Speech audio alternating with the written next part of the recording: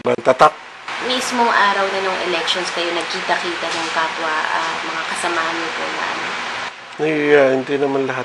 May mga area sila eh. Pero dun sa safe house, ilan lang po kayo na? Ilan lang po kami doon. Dalawa, no? No, 7. So may privilege sila to choose kung ano ang lugar ang gusto sabihin ko. Gusto ko dito, Manala ka naman. Oh yes, of course. As long as they pay. Paano po sila makakasiguro na in the end mag-deliver po kayo? 100% we will deliver.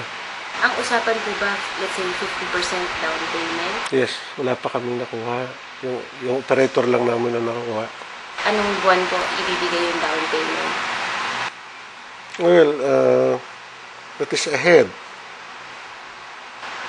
So at least 1 week or 2 weeks before election. So masasabi po nakawawa dito yung mga walang pera gaya Yes. ng ERAP, Gibo, Yes. sila Brother Eddie, Yes.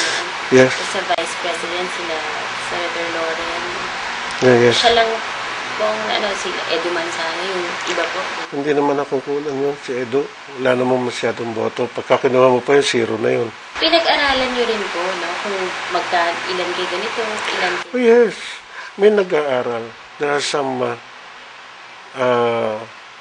persons who are expert dun sa tally of votes. Kung ilan ang dapat ikarga, kung ilan ang dapat bawas.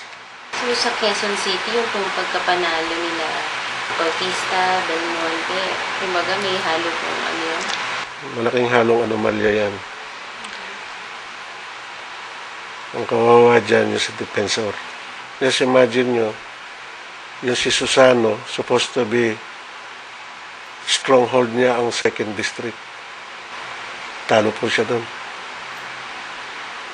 With more than 500,000 votes. 500,000 registered voters.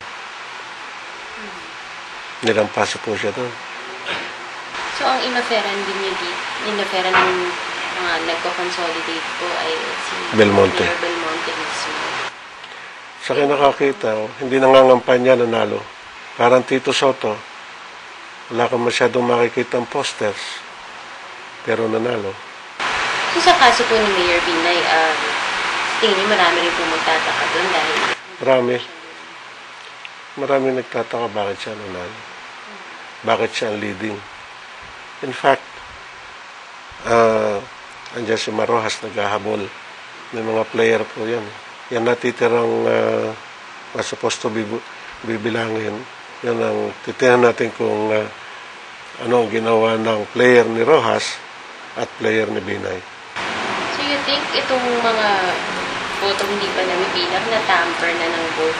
Of course, both parties.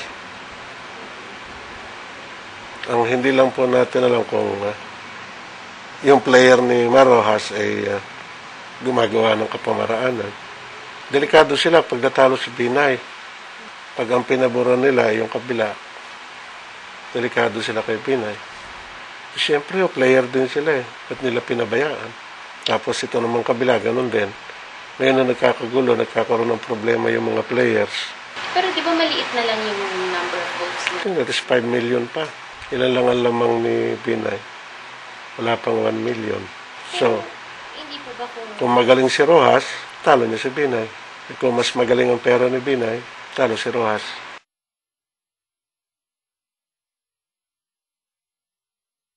Ito po ba sa kaso po nila, magkakaiba po ito? Kunyari po, sa kaso ni Mayor Binay, yung pong binayaran niya para lang sa sarili niya, wala po siyang ipinalagay na para sa pagka-presidente. Sama-sama na po lahat yun. Sa presidential, meron din siyang nilagay. Out of that 7 million na binili niya. So, ibig sabihin, posible na talagang si Senator Aquino ipinalagay niya?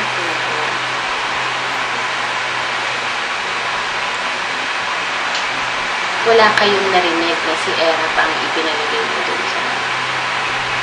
Wala. Kaya nagtataka